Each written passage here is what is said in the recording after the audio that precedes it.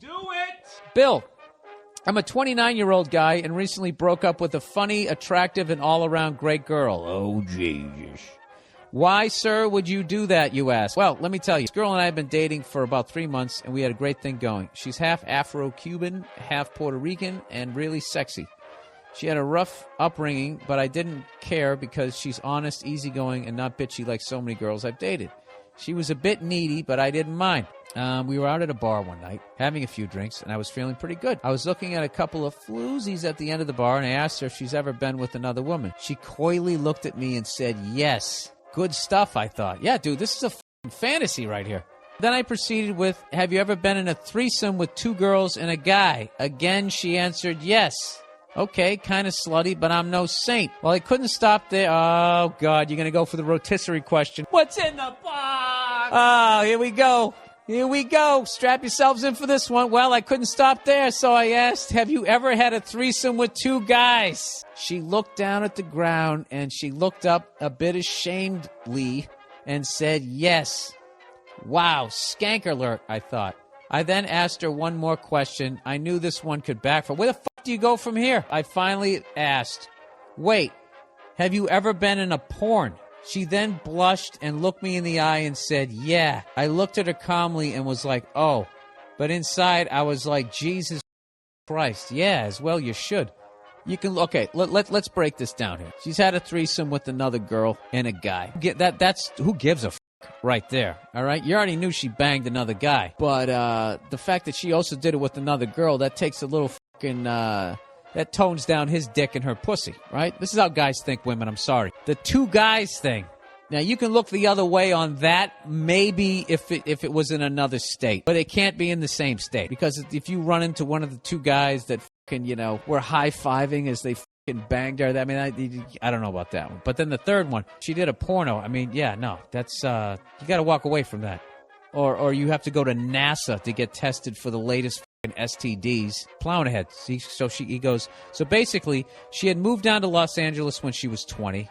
She's now 25. And after a short stint in the military, somehow she got into the porn industry for 8 months. She did everything. Fuck, suck, the whole shebang. I asked her if I could see her video, but she wouldn't tell me her performer name and said vehemently that it would be impossible to find her body of work. I asked her why she got into porn, and she replies, because I wanted some feeling in my life. The thing was, she was clean, had a good job, and I really liked her. And the sex was great. But I couldn't stop picturing her in some sleazy porno that was probably filmed in some junkyard on La Brea. So I went to ask for a friend's advice. Most of my guys were telling me to dump her. My gay friends told me it was fabulous and that I should overlook it. I didn't even bother asking my girlfriends because they would automatically reject her and assume I had AIDS. There you go. Keep your options open.